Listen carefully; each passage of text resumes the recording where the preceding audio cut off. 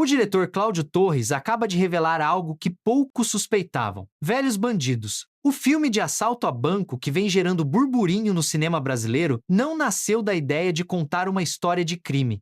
Nasceu de uma dívida afetiva. Em entrevistas recentes, Torres admitiu que, ao longo de toda a sua carreira, nunca havia feito um filme colocando Fernanda Montenegro, sua própria mãe, verdadeiramente no centro do projeto. E foi essa confissão que mudou tudo. Se você quer entender por que esse filme está sendo tratado como muito mais do que uma comédia de assalto, fica até o final. Curte esse vídeo, se inscreve no canal e deixa nos comentários o que você acha dessa história. À primeira vista, Velhos Bandidos parece exatamente o que o título sugere: uma comédia sobre velhos que resolvem fazer uma besteira muito grande. Marta e Rodolfo, um casal de terceira idade, decidem entrar em uma operação ousada ao lado de Nancy e Sid, um duo mais jovem, enquanto Osvaldo, um investigador teimoso, não larga o encalço deles. A estrutura é familiar, o ritmo é leve e a proposta parece simples. Mas o que diferencia esse filme de qualquer outra comédia policial é o fato de que os personagens mais velhos não estão nas bordas da história. Eles conduzem cada movimento do enredo, do primeiro ao último minuto. O que poucos perceberam, porém, é o que motivou o projeto a ser construído dessa maneira. Cláudio Torres, um dos diretores mais experientes do cinema nacional, reconheceu publicamente que jamais havia erguido um filme com Fernanda Montenegro como eixo central. Para qualquer diretor, isso já seria uma lacuna. Para alguém cujo nome vem direto da maior atriz do Brasil, é algo que vai muito além da carreira. É uma ausência que pesa. Fernanda Montenegro não é apenas um nome no mercado audiovisual brasileiro. Ela carrega décadas de cinema, teatro e televisão nas costas, uma indicação ao Oscar por Central do Brasil em 1999 e um status de ícone que não precisa de apresentação para nenhuma geração de espectadores. Nunca ter construído um projeto especificamente ao redor dela, nesse contexto, é quase uma contradição vivida em silêncio. E Velhos Bandidos parece ter surgido justamente para encerrar esse silêncio. É por isso que, embora o filme se apresente como um longa de assalto a banco, o que está por trás dele é uma declaração. Fernanda Montenegro não foi convidada para iluminar algumas cenas e sair de cena. Ela é a gravidade do filme inteiro. Cada escolha narrativa orbita ao redor dela. Cada dinâmica entre os personagens se justifica em função do peso que ela ocupa no centro. Isso não é acidente de roteiro. É uma construção deliberada de um diretor que, desta vez, decidiu colocar sua mãe exatamente onde ela sempre deveria ter estado no cinema que ele faz. Cláudio Torres já descreveu Velhos Bandidos como uma comédia de inversão, e é essa inversão que revela a ambição real do projeto. No cinema, existe uma convenção não escrita. Jovens são associados à ação, ao risco, ao movimento. Velhos são associados à memória, ao passado, à contemplação. É uma regra tão naturalizada que raramente é questionada. Velhos Bandidos a questiona diretamente. Os personagens mais velhos não estão ali para serem protegidos nem para darem conselhos aos mais jovens. Eles são os que planejam o assalto, os que tomam as decisões mais arriscadas, os que definem o ritmo de tudo. Eles são, em termos narrativos, os donos da história. Isso significa que o filme não é engraçado apenas porque a ideia de idosos assaltando um banco é inusitada.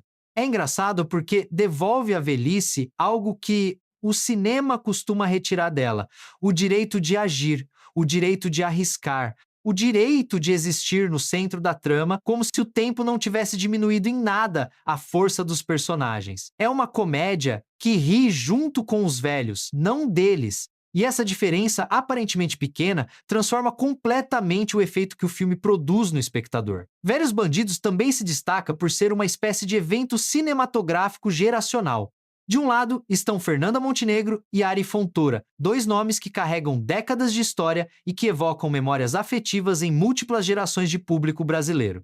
Do outro lado estão Bruna Marquezine, Vladimir Bricta e Lázaro Ramos, rostos que representam o cinema e a televisão contemporâneos, com presença e energia próprias do tempo atual. Colocar esses dois grupos no mesmo enquadramento cria um efeito que vai além da dinâmica dramática entre os personagens. cria um diálogo entre épocas. O filme funciona como uma ponte entre o que o cinema brasileiro já foi e o que ele está sendo agora. E essa ponte é construída não por nostalgia, mas por fricção criativa entre gerações que se encontram em pé de igualdade dentro da trama. É exatamente isso que gera a curiosidade antes mesmo de a pessoa entrar na sala. O espectador não vai apenas assistir a uma história, vai observar o que acontece quando universos de influência tão distintos se cruzam no mesmo espaço. As histórias que chegaram dos bastidores das filmagens reforçam essa sensação. Lázaro Ramos descreveu a experiência de trabalhar nesse set como algo próximo de gravar entre amigos, com uma espontaneidade que não foi construída artificialmente. Relatos de que Fernanda Montenegro frequentemente surpreendia a equipe durante as gravações, criando reações genuínas nos colegas de cena, indicam que o que aparece na tela não é apenas o resultado de um roteiro bem escrito, é o produto de um conjunto de pessoas com trajetórias longas que estavam de fato se divertindo juntas. E isso é difícil de fabricar.